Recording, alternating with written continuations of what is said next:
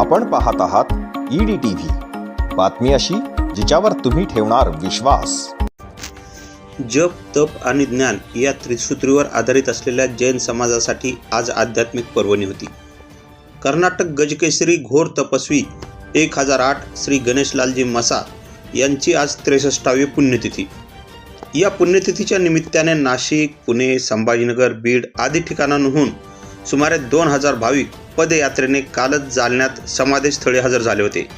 गेल्या 7 दिवसांपासून सुरू असलेल्या विविध धार्मिक कार्यक्रमांची इथे आज सांगता झाली।